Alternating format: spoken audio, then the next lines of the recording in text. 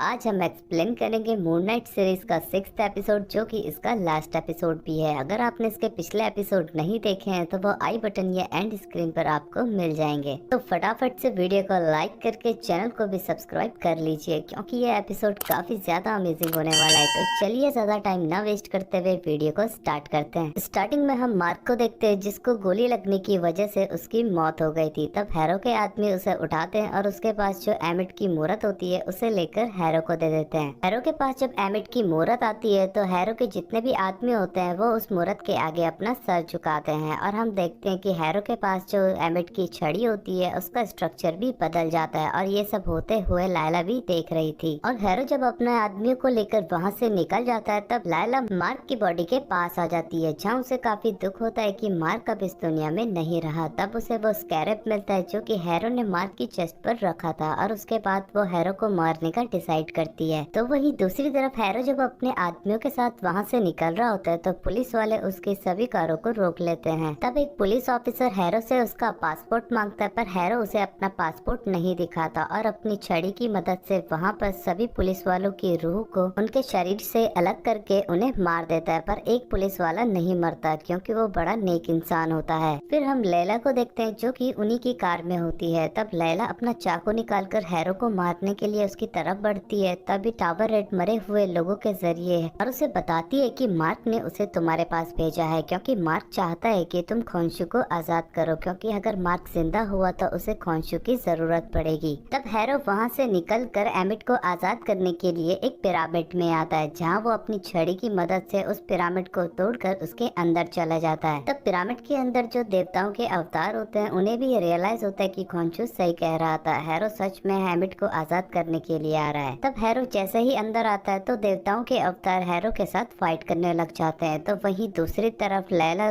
Khonshu को आजाद करने के लिए उसकी मूरत ढूंढ रही होती है और हम देखते हैं कि हैरो ने वहाँ पर मौजूद सभी देवताओं के अवतारों को मार दिया था। तब हैरो उस एमिट की मूरत को जमीन पर पटक कर उसे तोड़कर एमिट को आजाद कर देता है और एमिट के आजाद होते ही सभी लोग एमिट के आगे अपना सर झुकाते हैं। फिर हम एमिट को देखते हैं जो कि हैरो से कहती है कि तुम्हारा तराजू टगमगा रहा है। पर एमिट हैरो को मारने के बजाय उसे बख्श देती है और उसे अपना अवतार बना लेती है। वो इसलिए क्योंकि जो पिछला अवतार था वो बड़ा नेक था पर उसने एमिट को 2000 साल के लिए कैद कर लिया था। तो वहीं लैला खोंशु की मूरत को तोड़कर उसे आजाद कर देती है जहाँ खोंशु आजाद होने के बाद मार्क को इस दुनिया में महसूस नहीं कर पाता और वो लैला से कहता है कि मुझे एक अवतार की जरूरत है क्योंकि एक अवतार ही एमिट को रोक सकता है। लैला उसकी बात नहीं मानती और उसका अवतार बनने से मना कर देती है और उसे कहती है कि हम दोनों साथ में काम करेंगे पर मैं तुम्हारी गुलाम नहीं हूँ। तब एमिट कायरो जा रही होती है पाप को मिटाने के लिए लेकिन तभी वहाँ पर खोंशु आ जाता है जो कि एमिट को रोकना चाहता था। फिर हम मार्क को देखते हैं जो कि सुकून के मैदान में होता है और उसे ये बिल्कुल मंजूर नहीं होता कि वो यहाँ सुकून से रहेगा और स्टीवन हमेशा के लिए डुआर्ट में फंसा रहेगा। इसीलिए वो वापस डुआर्ट में जाने का डिसाइड करता है जहाँ टावरेट उसे बताती है कि अगर तुम एक बार डुआर्ट में चले गए तो तुम वापस कभी लौटकर नहीं आ सकते। पर मार्क उसकी बात नहीं सुनता और डुआर्ट में वापस आ जाता है। तो वहीं दूसरी तरफ एमिट खोंशु से कहती है कि वो अपना फर्ज निभा रही है और वो इस दुनिया को पाप से मुक्त कर देगी। तो खोंशु एमिट से कहता है कि तुम्हारा अवतार एक पापी है। तो वहीं दूसरी तरफ मार्क स्टीवन के पास आता है और उसे कहता है कि तुमने हमेशा मुझे बचाया और तुमने ही मुझे जीने का जज्बा दिया। पर जब वो सुकून के मैदान में था तो उसे बिल्कुल भी अच्छा नहीं लगा क्योंकि वो स्टीवन को नहीं बचा पाया। और हम देखते हैं कि मार्क भी डुआर्ट में जम रहा होता है। तभी वो अपने दिल को स्टीवन के हाथों पर रखता है और डुआर्ट में जम जाता है। तभी इंसानों की दुनिया में जाने का द्वार खुल जाता है और स्टीवन और मार्क फिर से पहले जैसे हो जाते हैं। वो दोनों फिर से एक दूसरे का साथ पाकर काफी खुश हो जाते हैं। तभी वो देखते हैं कि एक रेत का तूफान उनकी तरफ ही बढ़ रहा होता है और वो दोनों इंसानों के द्वार की तरफ भाग रहे होते हैं। तभी वहाँ पर टावरेट उनकी मदद के लिए वहाँ पर पहुँच जाती है और उनसे कहती है कि ओसाइरिस तुमसे खुश है और अब जाओ जल्दी से एमिट को रोको। और फिर हम देखते हैं कि एमिट और खोंशु की फाइट शुरू हो जाती है जहाँ एमिट खोंशु पर भारी पड़ रही होती है। तो वहीं मार्क और स्टीवन वापस से अपने शरीर में इंसानों की दुनिया में आ जाते हैं और वहीं खोंशु भी फाइट के दौरान मार्क को सेंस कर लेता है और वहाँ से चला जाता है। और हम मार्क को देखते हैं जो कि मून नाइट में ट्रांसफॉर्म हो जाता है और खोंशु के पास आता है। खोंशु मार्क से कहता है कि एमिट रिहा हो चुकी है और मेरे अंदर इतनी ताकत नहीं है एमिट को रोकने के लिए,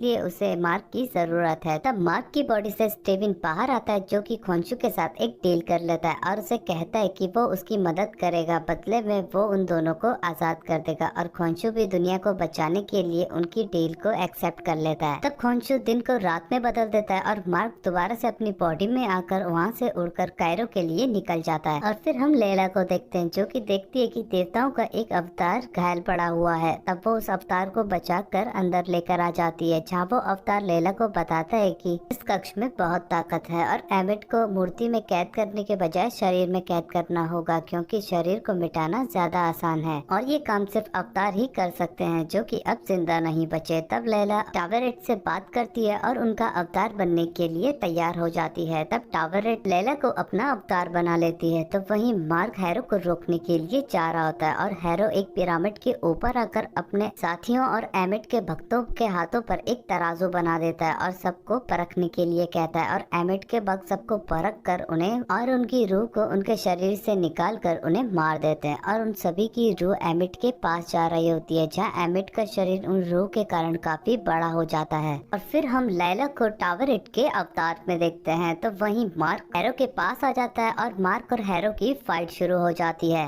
तो वहीं एमिट के पास खोंचू भी पहुंच जाता है और एमिट और खोंचू की दोबारा से आपस में फाइट शुरू हो जाती है, जहाँ एमिट खोंचू को उसके साथ मिलकर एक होने के लिए कहती है, पर खोंचू उसका साथ देने के लिए मना कर देता है और कहता है कि मैं गुनहगारों को ही सजा देता हूँ। तो वहीं मार्क और हैरो की फाइट हो रही होती है, जहाँ हैरो मार्क को मारने वाला होता है कि तभी वहाँ पर लैला वहाँ पर पहुँच जाती है और हैरो को मारकर मार्क को बचा लेती है। और मार्क और स्टीवन लैला को देखकर काफी खुश हो जाते हैं। तब लैला और स्टीवन साथ मिलकर हैरो के गार्ड्स को मार देते हैं और हैरो के साथ भी फाइट करने लग जाते हैं, जहाँ इस बार मार्क और स्टीवन एक साथ मिलकर फाइट कर रहे थे और वो हैरो को पकड़ लेते हैं और लैला और मार्क हैरो को मारने की कोशिश कर रहे होते हैं। तभी हैरो अपनी छड़ी का इस्तेमाल करके सामने खड़ी वैन पर हमला करने लग जाता है। तभी लैला वहाँ पर जाकर उस वैन पे जितने भी आदमी होते हैं उन सभी को बचा लेती है। तब हैरो मार्क पर हमला करने लग जाता है, जहाँ हैरो के गार्ड्स लैला पर भी गोलियां बरसा रहे होते हैं। तब हैरो मार्क को मारने वाला होता है, तभी मार्क अपना होश खो देता है और जब उसे होश आता है तो वहाँ पर हैरो के सभी गार्ड्स मर चुके थे और हैरो भी घायल पड़ा था। और मार्क को ये बिल्कुल भी समझ में नहीं आता कि ये आखिर किसने किया, जो कि उसकी थर्ड आइडेंटिटी है, पर मार्क को उसका नहीं पता। तब लैला मार्क से कहती है कि मुझे एमिट को रोकने का रास्ता पता है। तब मार्क हैरो को उठाकर उसी पिरामिड में लेकर आ जाता है और फिर मार्क और लैला मंत्र पढ़ना स्टार्ट कर देते हैं और मंत्र के पढ़ने से एमिट हैरो के शरीर में कैद हो रही होती है और एमिट हैरो के शरीर में पूरी तरीके से कैद हो जाती है, पर वो कैद होते हुए कहती है कि मैं वापस जरूर लौटूंगी। तभी वहाँ पर खोंचू भी पहुँच जाता है और वो मार्क से कहता है कि इन दोनों को खत्म कर दो।